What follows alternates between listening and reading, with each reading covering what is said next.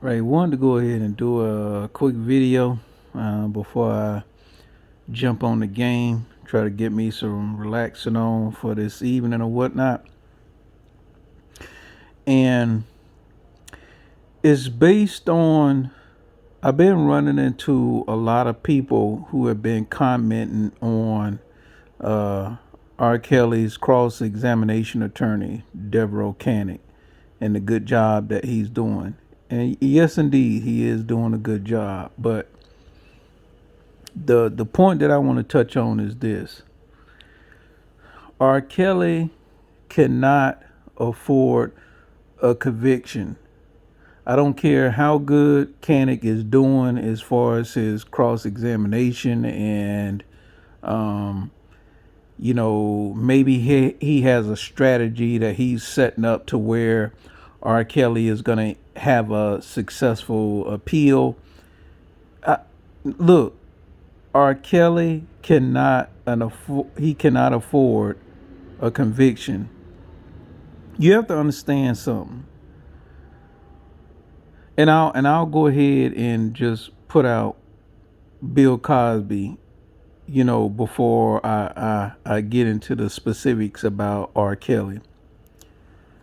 I tried to tell people a long time ago, when it comes to Bill Cosby, and this is classic white supremacy 101.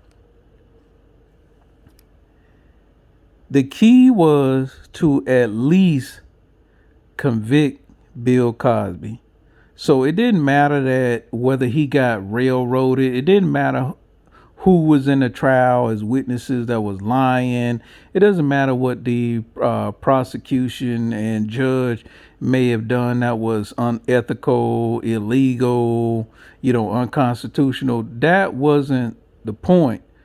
The end goal was to at least get him convicted. Because once you do that, it's like, okay, even if Bill Cosby has multiple appealable issues, they're going to extend that out to the maximum before he even gets heard by the Court of Appeals. So if you look at what happened to Bill Cosby, right, as soon as he got convicted and he was sentenced, his legal team immediately put in a request for an appeal. Well, before the appeal can even be considered, the judge that was over the case has to write a some type of a response or whatever. That's what actually gets the process started. So first, Cosby team has to put in a request for an appeal, and then the judge that presides over the case has to write a response to it. So the judge in Bill Cosby's case took his sweet time. Not only did he take his sweet time, but he took more than the time that was allotted. So the time period that it took for him to respond to it, he took more than that. Okay, so think about what that means. If the judge that presides over the case takes his or her time in order to respond to the defendant's appeal request, well, guess what?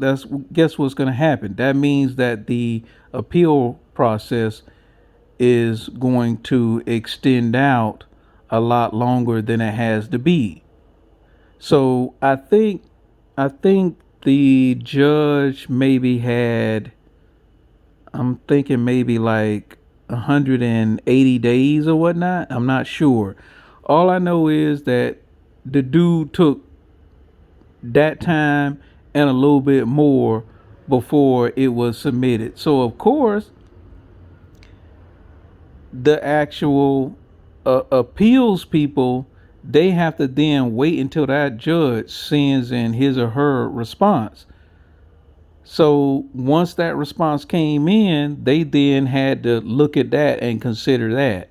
So that actually added more time than what was actually needed in order, for them to, you know, grant the appeal. But even in doing that, the appeals court, they extended out the maximum amount of time that they responded to Cosby in order to say, yeah, we'll go ahead and hear your appeal. So here you're talking about a situation where he got convicted in 2018, April. He got sentenced, I think, in September 2018. And then he didn't have his actual appeal hearing until I think it was August 2019, I believe. So it was a long period of time before he actually got heard for his first appeal. So, of course, he lost that appeal. Then, when they put in a request to appeal that court's decision to the Supreme Court of Pennsylvania, of course, they took their sweet time in actually granting a hearing for that one as well. That one took the maximum amount of time. Then you had the Pennsylvania Attorney General jumping in and siding with the appeals court, and you had, so it just extended that process out. And the Supreme Court hearing for Bill Cosby did not happen until December 2020.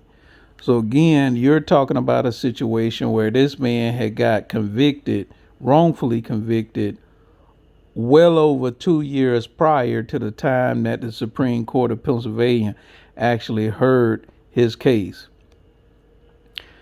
Now, let's go back to R. Kelly. If R. Kelly gets convicted, you have to keep in mind that he has the Illinois Fed case, the Illinois state case, and then he has that Minnesota case.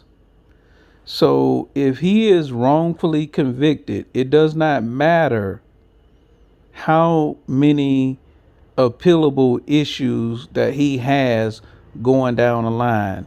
If he gets convicted, he loses, because as soon as he gets convicted,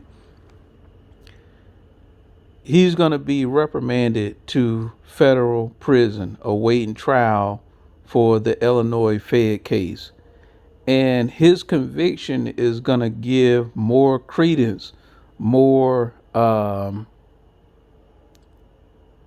let's just say it gives the Illinois federal case a lot more standing.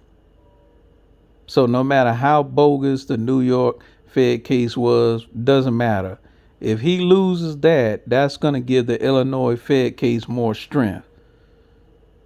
So forget his appeal chances in the New York Fed case, because as soon as he gets convicted, he's now going to have to go on trial in the Illinois Fed case. It's going to give that case more strength. And if he ends up being convicted in that, he's then going to have the Illinois state case, the one that Kim Foxx brought. And if he gets convicted in that, he's then going to have the Minnesota state case. And if he gets convicted in that, then he might be in a situation where now he's trying to field an appeal in the New York state case. The New York Fed case. Trust me when I tell you, that is not something that R. Kelly has the money or the time to go through.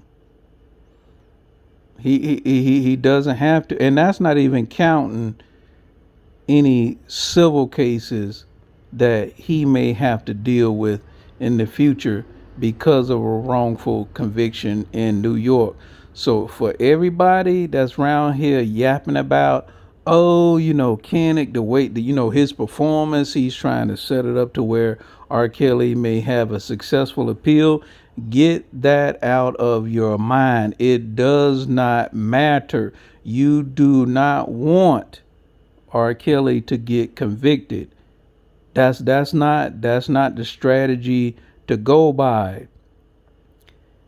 If R. Kelly did not have any other cases that was out there, okay, I'm with you. He might be able to sustain getting wrongfully convicted the way Bill Cosby was, and then try to, work through trying to do this appeal. But This man has already been locked up over 2 years. It's not gonna do him any good to get wrongly convicted in this case when he's got three potential more to go through. The best scenario for R. Kelly is full acquittal, because if he's fully acquitted, the likelihood of those other cases to implode is extremely high, because this one right here, the New York case, this was the big dog. This was the big dog. So that's why they wanted this one to go first, because the likelihood of somebody getting convicted in a New York Fed case is very high, even though this is not the first case that R. Kelly got charged for. So trust and believe. You do not want R. Kelly to be in a situation where he's trying to deal with an appeal of this New York Fed case if he's convicted when he got those other ones to deal with, because this type of conviction is going to give all of those a lot more strength and power. So when people say stuff like, "Oh, can it?" The maneuvering that he's doing is trying to expose the judge, and all the craziness that she's doing to try to set it up for the prosecution to get a win. Trust me and tell you, maybe he is trying to do that, but you don't want R. Kelly to lose this case. You do not want him to lose this case behind what that judge is doing. You don't want R. Kelly to lose this case, period. Even if the judge, with whatever type of crazy dealings that she got going on, you do not want him to lose this case, because everything that's gonna come behind that is pure D hell. Mark my words on it. If you look at what Bill Cosby went through, that's a piece of cake compared to what R. Kelly is going to potentially go through if he ends up being wrongly convicted. So y'all think about that. All right, I'm out.